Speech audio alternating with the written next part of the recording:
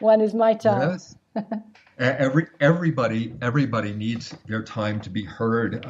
Very often, I advise people who are having communication difficulties at home.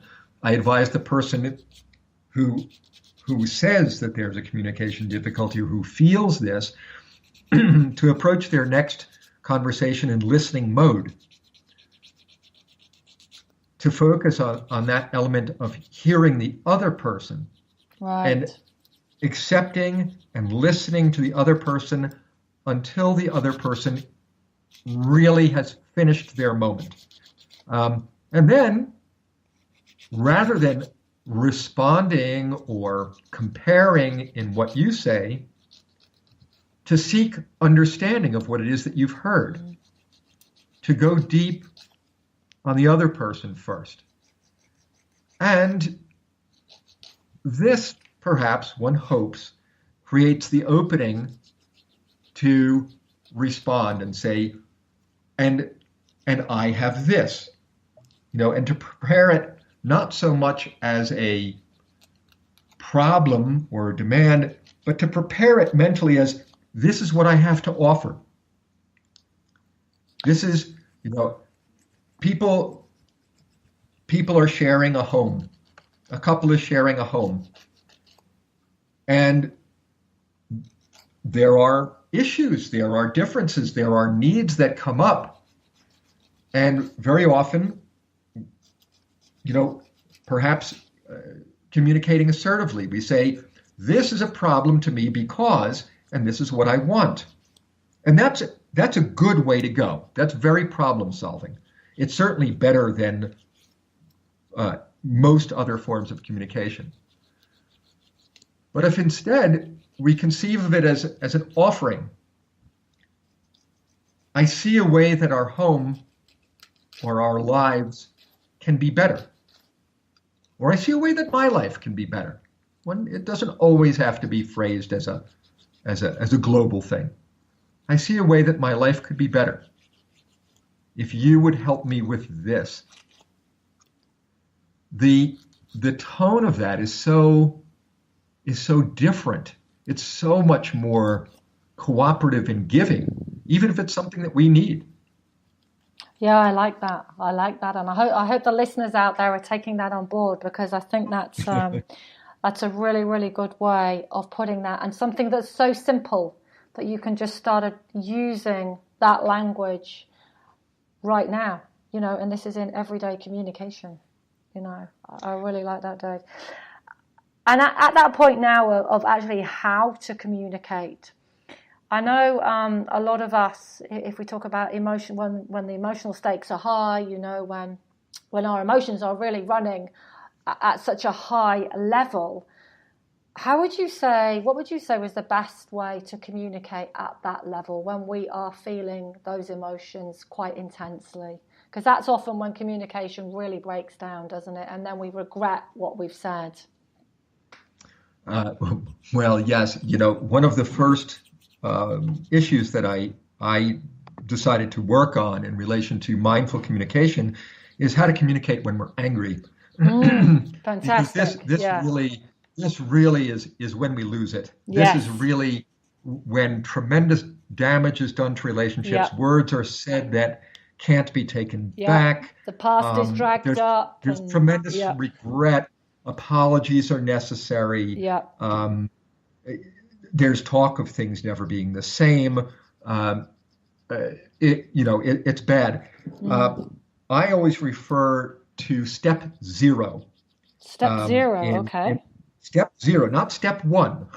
Step zero. So we're not even on In the commu- ladder yet. Okay. we're not even on the ladder yet. In communicating when we're angry is to realize that we are angry. So yeah. To understand, have that awareness again, the Because mindfulness, being aware.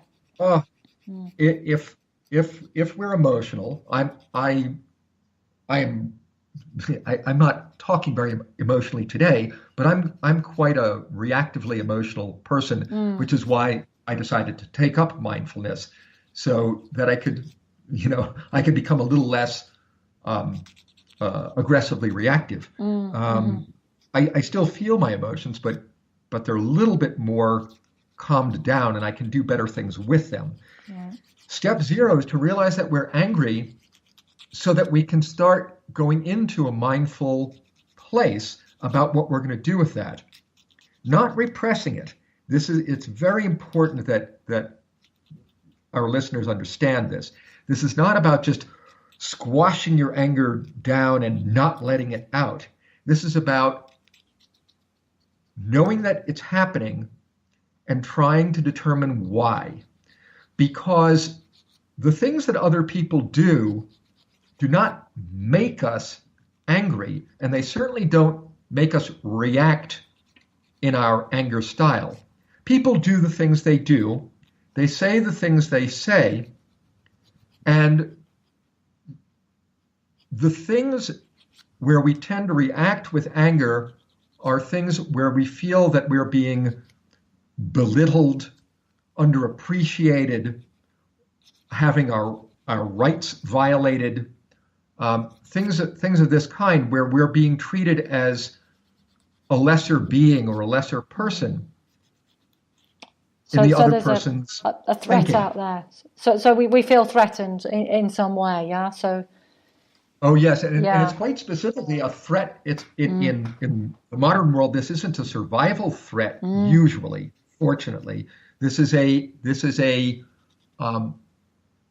well, it's really a threat to self-concept, where we feel that the person we think that we are is not seen in the other person's mind, that the other person somehow sees us as much less than we see ourselves. Yeah.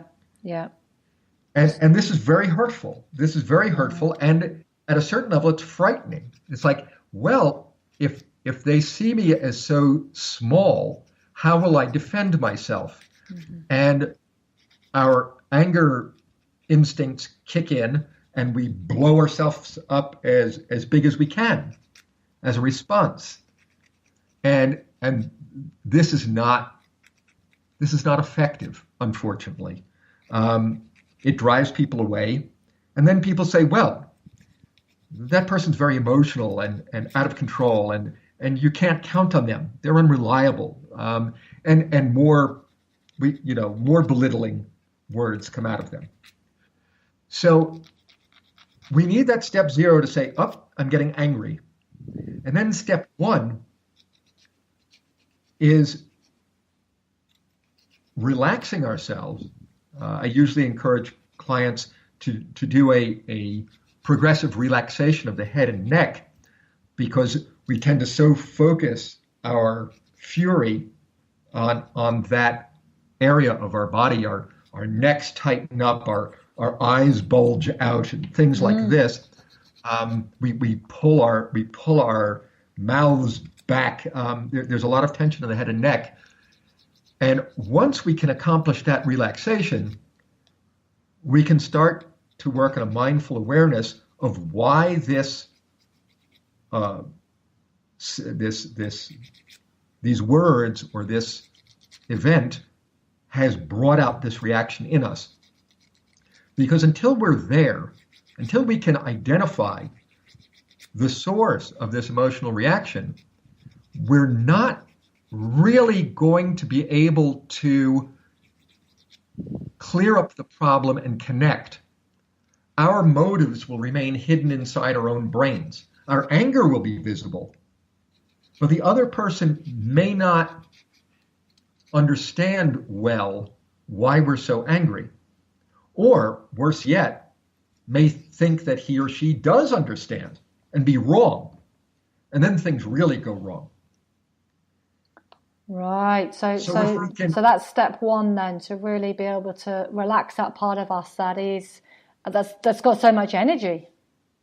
Yeah. Oh, yes. The energy is not a negative energy. We shouldn't judge our anger.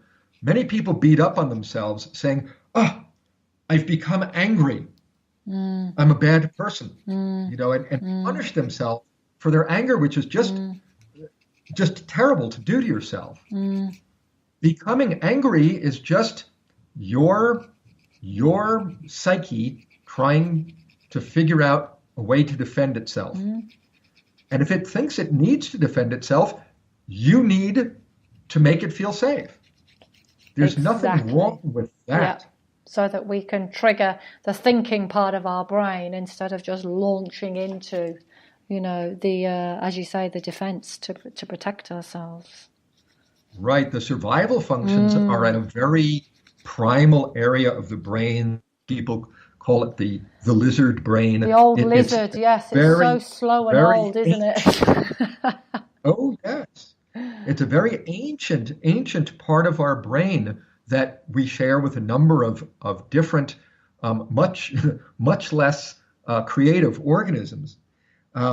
We need to engage the cerebral cortex. It's very hard to do when anger strikes, because that lower level and the amygdala start releasing chemicals that really put us in survival mode and shut the thinking part off, which is why it's so important to take a relaxation period and re-engage the wise mind before speaking in an anger situation.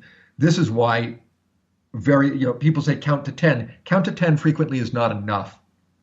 At step 0, we're becoming angry, depending on our relationship with our anger and the time we have spent in a mindfulness practice.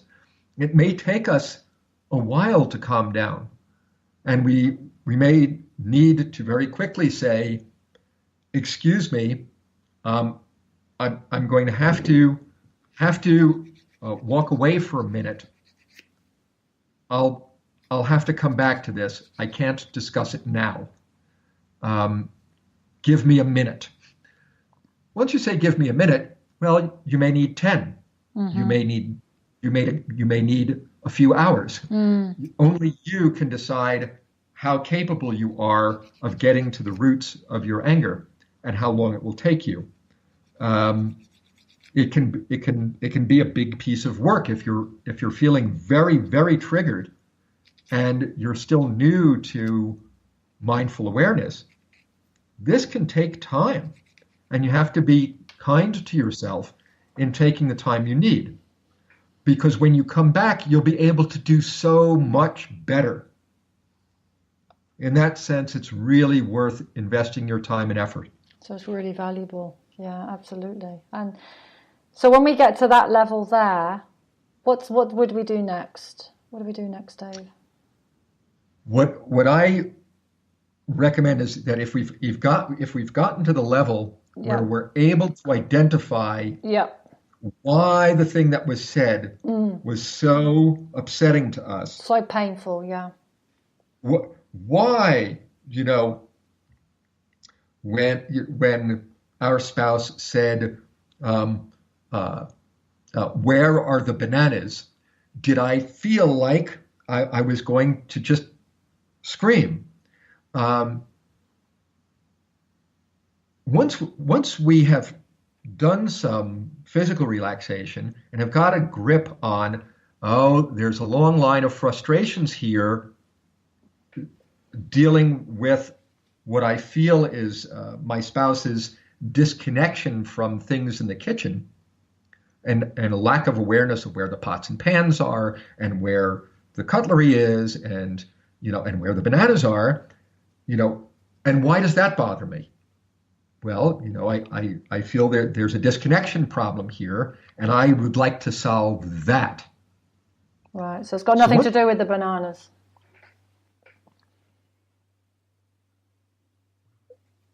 Yeah?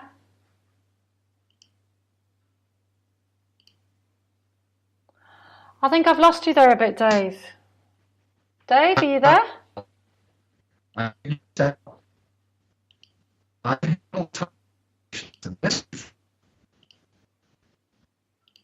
you there, Dave?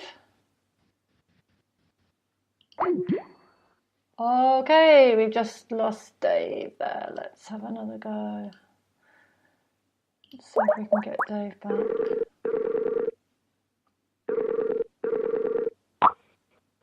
Hi, Dave. Are you there?